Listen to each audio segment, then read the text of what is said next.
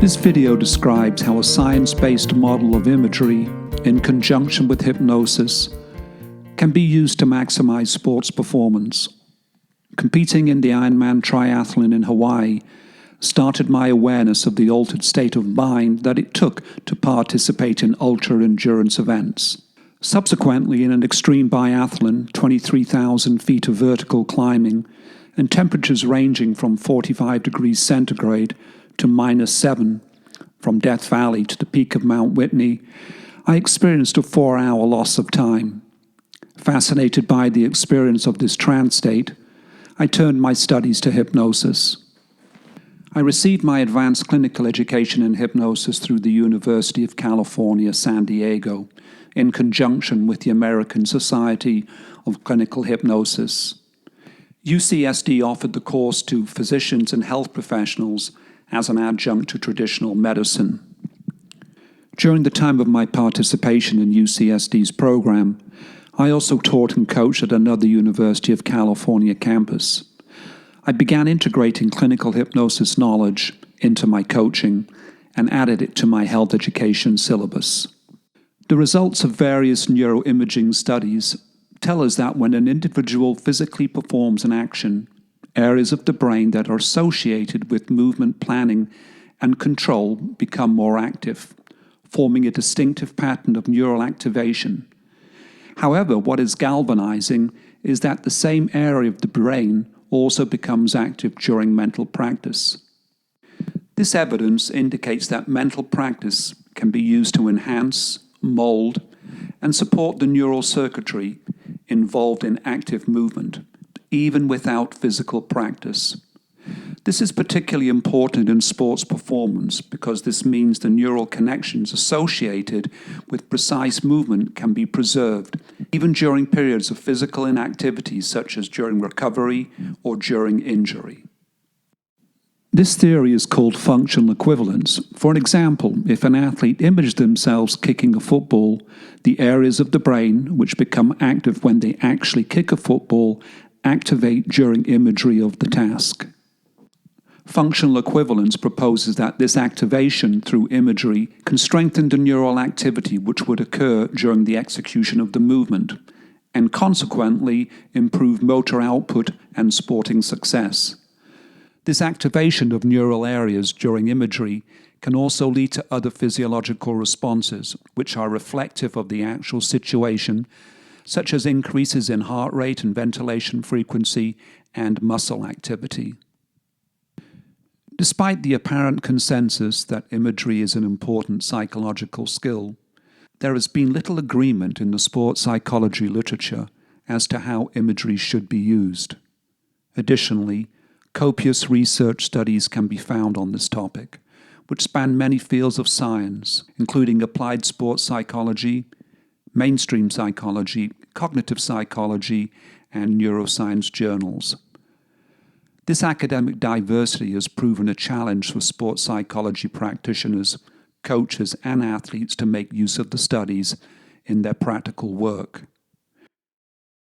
Realizing the need for a model based on solid theoretical and empirical foundations to help guide practitioners' use of imagery, Holmes and Collins in 2001 devised PETLIP. This is an acronym representing a 7-point checklist of guidelines to be followed when devising an imagery intervention.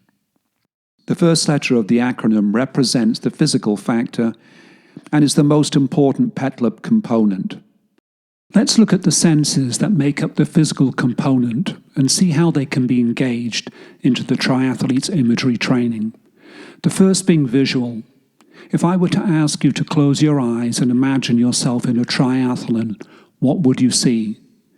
I see myself standing in the water in Kona, waiting for the starting cannon to go, looking into the distance, seeing the turnaround point, being transfixed by the ocean life below me. Second is auditory. What are the noises you hear during the race?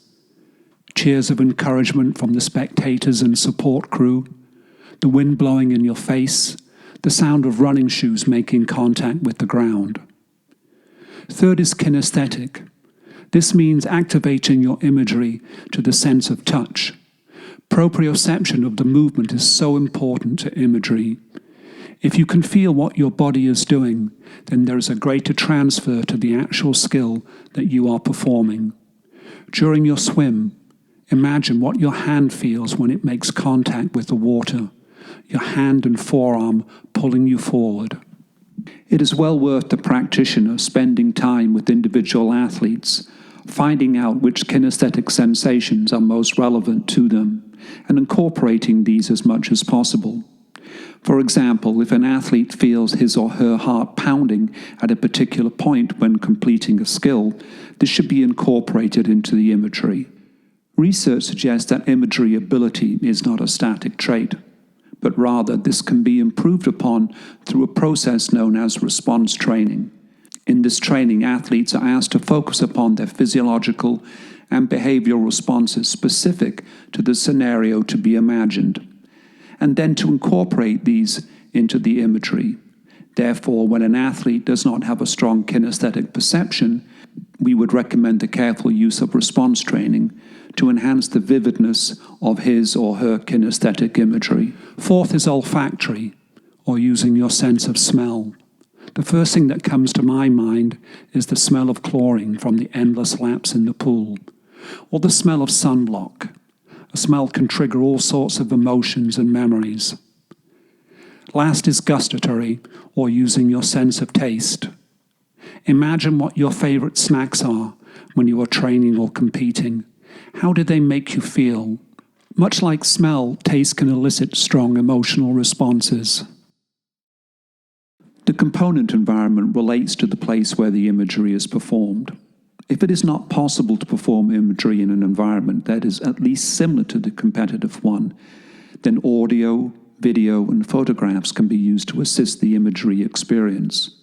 Arriving at the venue the day before competition and being able to go into the facility can stimulate your imagery senses. Being able to practice where you are competing increases the potential for greater imagery vividness. The component task emphasizes that the content of the imagery should be appropriate to the skill level and individual preference of the athlete, particularly regarding attentional focus. When planning an imagery intervention, it is useful to confer with the athlete regarding their attentional focus during performance. This will allow the imagery intervention to be tailored to the specific needs of the individual.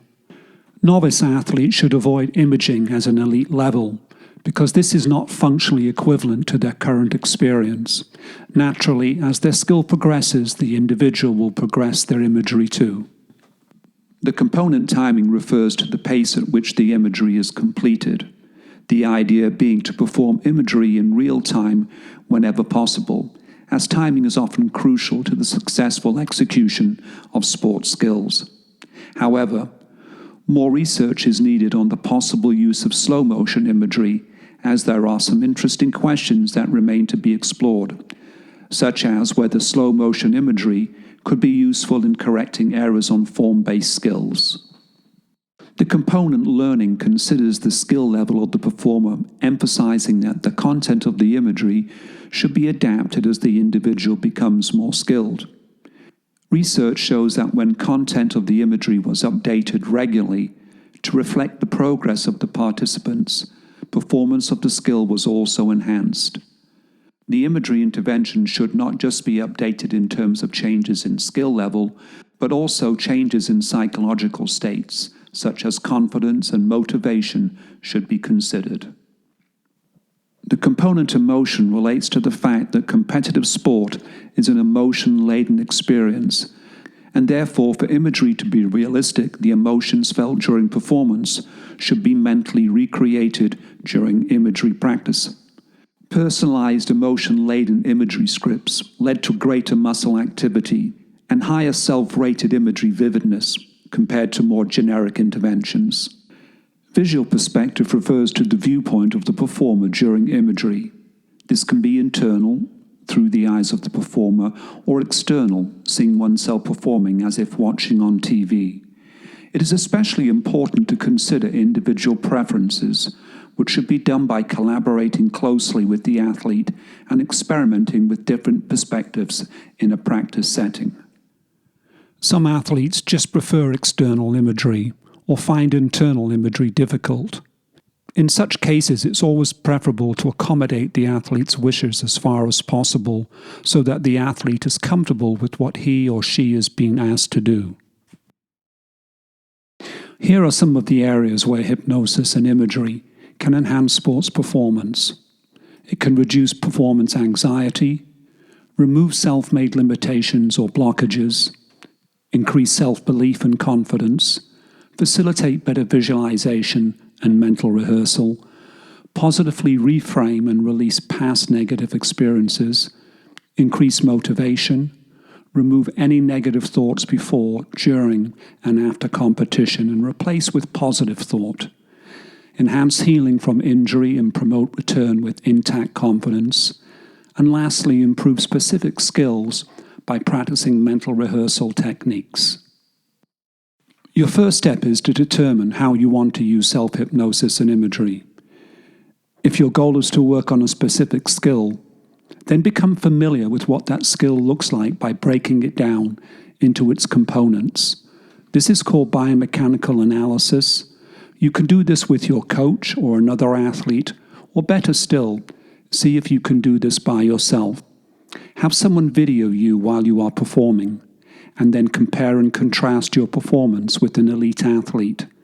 Nowadays, it's very easy to find pro athletes performing on YouTube or Vimeo. There is also an abundance of coaching and educational videos on the same platforms.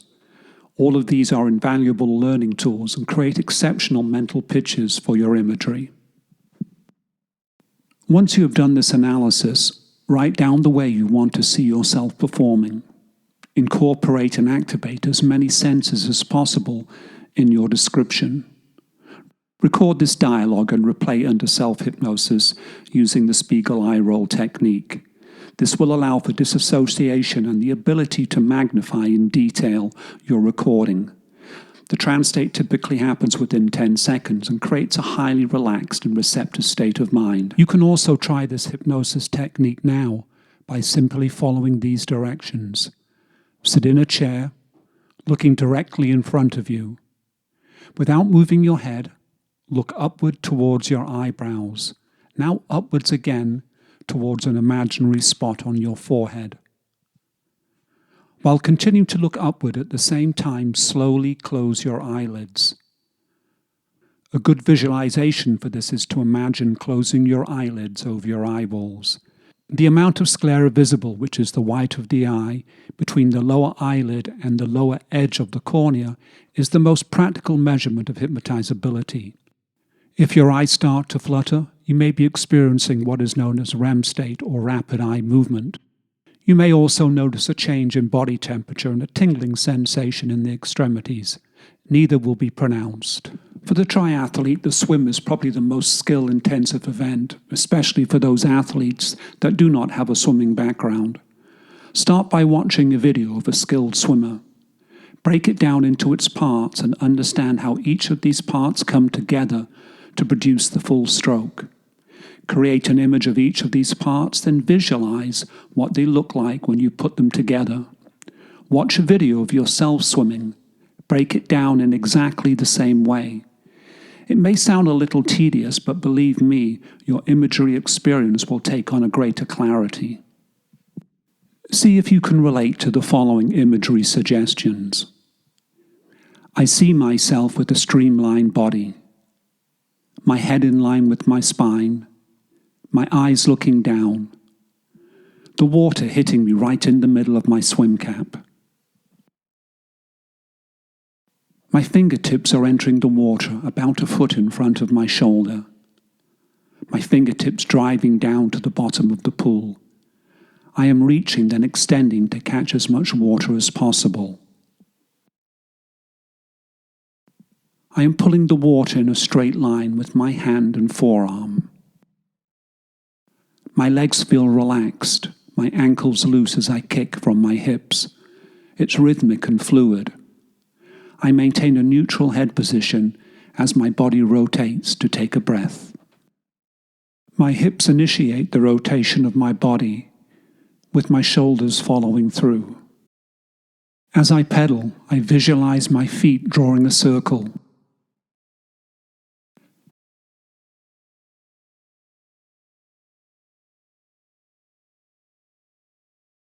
My knees move in one plane, forwards and backwards, and not side to side.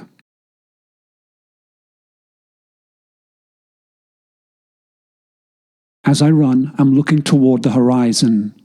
My ears are in line with my shoulders. My shoulders and hands are relaxed. Go to www.barryjones.com to see how easy this self-hypnosis technique can be facilitated and how to set up your session. In conclusion, much like physical training programs, mental skills programs should be systematically planned, controlled and evaluated and integrated into the athlete's existing training regime, enabling them to better understand the benefits of commitment to this aspect of training. The focus of the mental training should be goal-orientated, which enhances the motivation for the athlete and helps them to see the progress they are making. The smallest of margins in terms of physical skill separate athletes from elite sports, so enhancing mental skills can make a crucial difference in competition. Like any other physical skill, the more you do it, the better you become at it. The same applies to mental training. No two sports are the same, and certainly no two athletes are identical. All mental skills programs should be unique and specifically tailored to the individual needs of each athlete. Finally, be aware that imagery comes more naturally to some than to others. In these individuals, recreating the various sensory experiences can prove challenging, and the resulting mental image is vague, unrealistic, and ineffective. However, people's ability to imagine an event or action is much like any other skill, in that it can be improved with practice.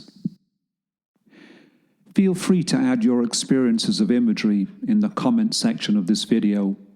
How you personalize your experience could be of great benefit to others. For research-related resources, go to my webpage at www.barryjones.com.